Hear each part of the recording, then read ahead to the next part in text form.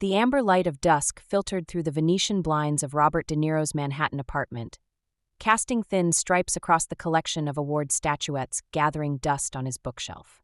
His eyes lingered on the 2 Oscars, relics of a distant past when his name was synonymous with cinematic excellence. It had been nearly 15 years since he'd taken on a role that truly challenged him, 15 years since critics had used words like tour de force or masterful to describe his performances. At 65, Robert found himself trapped in the purgatory of Hollywood's aging stars. Too legendary to fade away completely, but increasingly relegated to roles that mocked his former greatness. The phone still rang, but the calls were almost exclusively for broad comedies. Meet the Parents sequels and Forgettable fare, where the joke was essentially that Robert De Niro, once the most intense actor of his generation, was now playing a grumpy old man for laughs. Robert De Niro? His assistant's voice crackled through the intercom. Your agent is online too. He says it's important. Robert sighed, reaching for the phone. These days, important usually meant another script where he'd play someone's cranky grandfather. Bobby!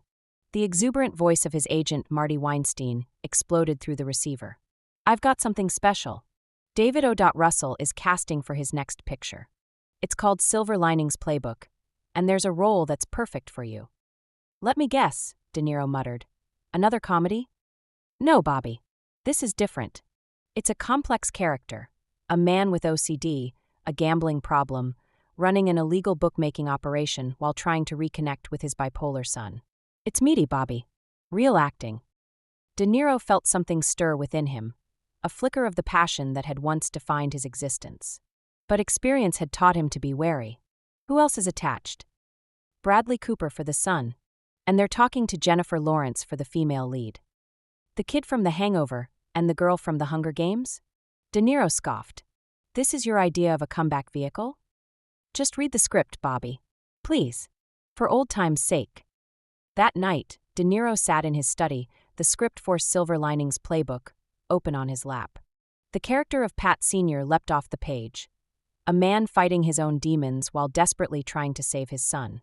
By the final page, Robert felt something he hadn't experienced in years: hunger for a role. But the next morning, reality came crashing down when Marty called with devastating news. They're going with Gene Hackman, his agent said, his voice heavy with disappointment. The studio thinks he's a safer bet. I'm sorry, Bobby. The rejection cut deep. Gene Hackman had been retired for nearly a decade. If the studios preferred to coax a retired actor back to the screen rather than cast him, perhaps it was time to accept that his days of meaningful roles were truly behind him. Weeks passed, and De Niro threw himself into preparation for Little Fockers, the third installment in the comedy franchise that had become his bread and butter. The role required little of him beyond scowling and delivering groan-worthy punchlines. Each day on set felt like another nail in the coffin of his artistic legacy. Then fate intervened. During a particularly rainy afternoon in Los Angeles, Robert received a call that would change everything. Bobby, it's me. Marty's voice trembled with excitement. Hackman pulled out. Creative differences. Russell still wants you, but there's a problem. The studio's pushing back. They're saying you've lost your edge. De Niro's grip tightened around the phone. What are you saying, Marty? They want you to audition. The words hung in the air like a challenge. I know, it's insulting. Robert De Niro doesn't audition. I told them that. For a moment, pride threatened to override reason. He hadn't auditioned for a role since the 1970s. But something about this felt like his last chance at redemption. Tell them I'll do it, he said finally. The audition was set for the following day at a small studio in West Hollywood. As De Niro entered the nondescript building, he felt something he hadn't experienced in decades: nervousness. In the waiting room, he found himself surrounded by actors 30 years his junior, all eyeing him with a mixture of awe and confusion. Robert De Niro? A young assistant appeared, looking equally bewildered. They're ready for you. The audition room was stark, a few chairs, a camera, and David O. Russell sitting behind a small table. No pleasantries were exchanged, no acknowledgement of De Niro's storied career. Whenever you're ready, Russell said simply. De Niro closed his eyes briefly, summoning the spirit of Pat Sr. The frustration, the fear, the desperate love for a son slipping away. When he opened them again, he was no longer Robert De Niro, legendary actor. He was Pat Solitano Sr., a man whose entire world revolved around his family and the Philadelphia Eagles. 20 minutes later, he walked out of the room knowing he'd given everything. Whether it would be enough remained to be seen. 3 days of silence followed. De Niro found himself checking his phone obsessively, something he hadn't done since he was a struggling actor in his 20s. On the 4th day, as hope began to fade, Marty called. "You got it, Bobby." Russell said it was the best audition he's ever seen. The production of Silver Linings Playbook was unlike anything De Niro had experienced in years. Russell's directing style was chaotic, demanding, and utterly exhilarating. On set, De Niro found himself challenged by the young talents of Cooper and Lawrence, whose raw, fearless performances pushed him to dig deeper. There was a particular scene that had been haunting him, a confrontation between father and son that required him to break down in tears. As the day of filming approached, anxiety gnawed at him. It had been years since he'd accessed that level of vulnerability on screen. The night before shooting the scene, De Niro found himself unable to sleep. At 3 a.m, he did something he hadn't done in decades. He called his old acting coach, Stella Adler. "Robert," the 90-year-old legend answered, her voice still sharp despite the hour. "I've been waiting for your call." "I'm afraid, Stella," he admitted, the words painful to voice. "I'm afraid I've forgotten how to really act." "Nonsense," she replied firmly. "One does not forget how to breathe. One only stops paying attention to the breath. Tomorrow, when they call action, don't act. Remember." The next day on set, as the cameras rolled for the emotional confrontation, De Niro didn't reach for technique or skill. Instead, he remembered his own father's struggles with bipolar disorder, the complicated love between them, the regrets that still lingered decades after his death. The tears that came weren't manufactured. They were excavated from the deepest parts of himself. "Cut!" Russell called, his voice unusually soft. The set remained silent, the crew and cast transfixed by what they had just witnessed. Bradley Cooper, his eyes red-rimmed, embraced De Niro. "That wasn't acting," he whispered. "I don't know what it was, but it wasn't acting." When Silver Linings Playbook premiered at the Toronto International Film Festival in September 2012, the response was overwhelming.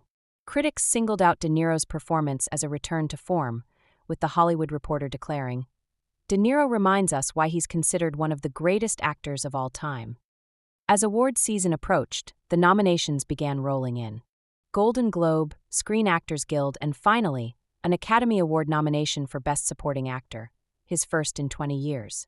The night of the Oscars, De Niro sat in the Dolby Theater, surrounded by a new generation of actors who had grown up watching his films. When the envelope was opened and his name was called, the standing ovation lasted for nearly 2 minutes. Legends like Meryl Streep and Jack Nicholson were on their feet, tears in their eyes, celebrating not just a performance but a resurrection. At the podium, De Niro looked out at the sea of faces, his hands trembling slightly as he held the golden statuette. "They say there are no second acts in American lives," he began, his voice thick with emotion. F. Scott Fitzgerald said that. "With all due respect to Scott, I think he got it wrong." The laughter that rippled through the audience gave him courage to continue. "For years, I was afraid that my best work was behind me, that I had nothing left to give. But what I've learned is that sometimes you need to be broken open again. You need to remember what it feels like to be hungry, to be scared, to have something to prove." He paused, lifting the Oscar slightly. "This isn't just for Pat Sr., this is for every actor who's been told they're too old, too difficult, too yesterday. Our stories don't end at 60 or 70 or 80. Sometimes they're just beginning." In the years that followed, De Niro experienced a renaissance. Directors who had once written him off began creating roles specifically for him. Martin Scorsese called with an offer to collaborate on The Irishman, a project that would utilize groundbreaking de-aging technology to allow De Niro to portray his character across decades. But more importantly, De Niro rediscovered the joy of his craft. He began teaching masterclasses at the Actors Studio, mentoring young performers who approached their work with the same intensity he had in his youth. He became more selective about his roles, choosing projects based on artistic merit rather than paycheck. At 79, sitting in his garden in upstate New York, Robert De Niro could look back on a career that had not one but 2 remarkable acts. The phone still rang, but now the calls were for roles worthy of his talent, complex, challenging characters that required everything he had to give. As the sun dipped below the horizon, casting long shadows across his property, De Niro smiled to himself. The greatest performance of his life hadn't been Travis Bickle, or Jake LaMotta, or Vito Corleone. It had been his own resurrection. The courage to begin again when most had written him off as a relic of Hollywood's past. In an industry obsessed with youth and novelty, Robert De Niro had proven that some flames don't diminish with age. They simply burn with a different, more profound light.